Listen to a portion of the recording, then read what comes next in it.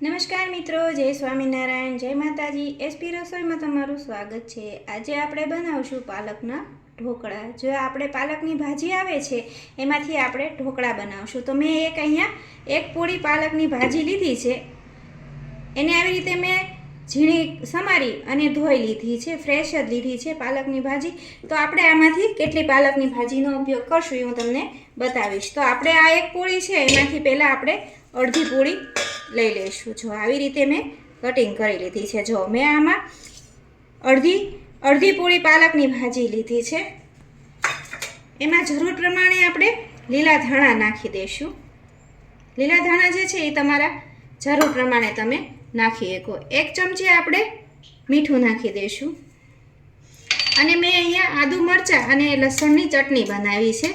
તો જો એને મેં કેવી રીતે બનાવી છે કે મિક્સરમાં આપણે આદુ મરચાં જે હોય એને મિક્સરમાં ચાલુ બંધ કરી અને આવી રીતે મેં અધકચરા વાટી અને આ મેં ચટણી બનાવી છે. તો આપણે 1 ચમચી એ નાખી દઈશું. આદુ મરચાં અને લસણની પેસ્ટ છે આ એ નાખી દઈશું. આપણે આ ચણાના લોટમાં બનાવવાના છે એટલે આપણે હિંગ નાખી દઈશું. જો 1 ચમચી મેં હિંગ નાખી છે. 1 ચમચી આપણે ધાણા જીરું પાવડર, 1 ચમચી આપણે ગરમ મસાલો નાખી દઈશું. અને આપણે આદુ મરચાં અને લસણની પેસ્ટ લીધી છે એટલે આપણે થોડુંક લાલ મરચું પાવડર નાખી દઈશું. આ બધું આપણે મિક્સ કરી લઈએ. પહેલાં આપણે ભાજીમાં જ મિક્સ કરી લેવાનું. હવે મેં અહીંયા ચણાનો લોટ જે છે એ 250 ગ્રામ ચણાનો લોટ લીધો છે. તો આપણે ચણાના લોટમાંથી આ ઢોકળા બનાવવાના છે. તો મેં અહીંયા 250 ગ્રામ ચણાનો લોટ લીધો છે. પહેલાં મેં થોડોક લઈ લઉં. એને આપણે ભાજીમાં મિક્સ કરી લઈએ. જો આવી રીતનું આપણે મિક્સ કરી આપણે બધો જ 250 ગ્રામ ચણાનો લોટ છે એ બધો જ આપણે એમાં યુઝ કરી લઈશું. જો આમાંથી આપણે 3 થાળી જેટલા ઢોકળા બનશે. જો આ બધું મિશ્રણને આપણે આવી રીતે મિક્સ કરી લેવાનું છે. પછી જ આપણે એમાં પાણી નાખવાનું છે. કેમ કે આપણે પાલકની ભાજી છે એમાં પાણી હોય જ છે એટલે પહેલાં આવી રીતે આપણે એમાં મિક્સ કરી લેવાનું. અત્યારે હું આમાં 1 ગ્લાસ પાણી નાખું છું.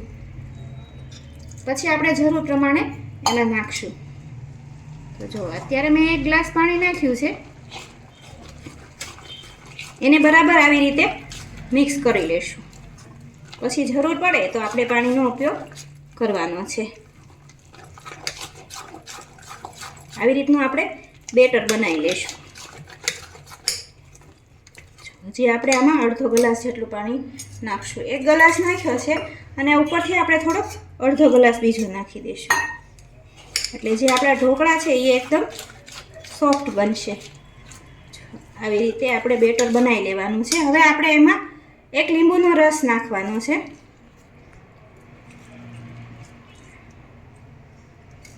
આખા લીંબુનો રસ નાખી દઈશું એટલે આપણે ખાટા મીઠા ઢોકળા થશે. તો જો આવી રીતે આપણે મેં 1 લીંબુનો રસ નાખી દીધો છે. એને પણ આપણે મિક્સ કરી લઈશું. જો આ રીતનું આપણું બેટર તૈયાર થઈ જાય એટલે આપણે આ 1 ઈનોનું પેકેટ લીધું છે એમાંથી આપણે જો અડધું પેકેટ જે છે એ આપણે નાખશું. એટલે 1 ચમચી જેટલું આપણે ઈનોનો યુઝ કર્યો છે. આપણે ઈનાનું પેકેટ આવે છે એ મેં નાખ્યું છે. એનાથી આપણા જે ઢોકળા છે એ એકદમ પોચા રૂ જેવા બનશે. એને બરાબર આપણે આવી રીતે ફેટી લેવાનું. જેટલું તમે ફેટશો એટલું જ આપણા ઢોકળા જે છે એ એકદમ પોચા બનશે. જો આવી રીતનું મેં આ બેટર તૈયાર કર્યું છે. આપણું બેટર તૈયાર થઈ ગયું છે અને આપણે હવે થાળીને ગ્રીસ કરી લઈએ. તો થાળીમાં આપણે થોડું 2 ચમચી જેટલું તેલ નાખી દઈએ અને એને ગ્રીસ કરી લઈએ.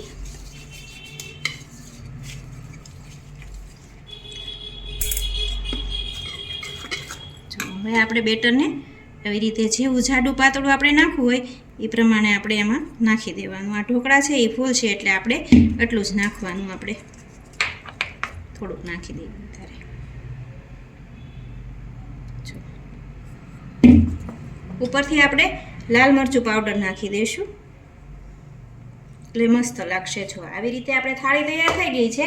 હવે આપણે ઢોકળિયામાં જ્યારે ઢોકળા મૂકવાના હોય ત્યારે આપણે આ જે લીંબુના ફાટા છે એ આપણે નાખી દઈશું જેથી કરીને આપણા ઢોકળિયું છે એ આપણું કાળું ન પડી જાય.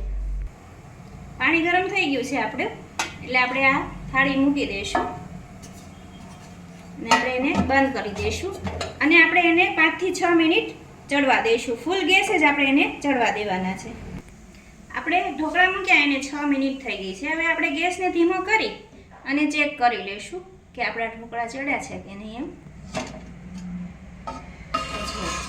આપણા પાલકના ઢોકળા છે એ એકદમ ક્રિસ્પી ચડી ગયા છે અને જો ફૂલાય છે એટલા બધા સરસ. જો ચડી જાય એટલે આ રીતના થઈ છે. તો આપણા જે પાલકના ઢોકળા છે એ તૈયાર છે.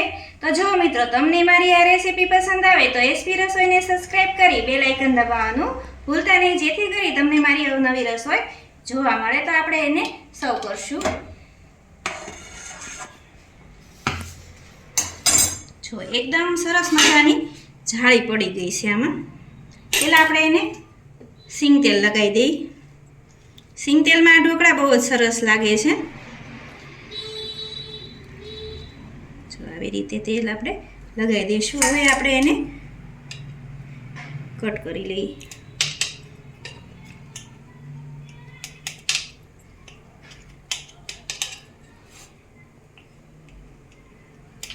એકદમ પોચા અને જાળીવાળા બને છે આ ઢોકળા. તો આવી રીતે તમે એક વખત જરૂરથી ટ્રાય કરજો. આ ઢોકળાને આપણે ગ્રીન ચટણી સાથે, આપણે જે આ કોથમરી અને ફુદીનાની ચટણી છે એની સાથે આપણે સર્વ કરશું. આ ચટણી બનાવવાની રીત તમને મારી રસોઈમાં મળી રહેશે એસપી ચેનલમાં. તો જો આપણે આવી રીતના ઢોકળા તૈયાર છે. તમે જોઈ શકો છો કે એકદમ પોચા. જો હજી ગરમ છે, પછી વધારે પોચા થઈ જશે. જો અંદરથી પણ સરસ મજાના જાળીવાળા ચડી ગયા છે. તો તૈયાર છે આપણા પાલકના ઢોકળા.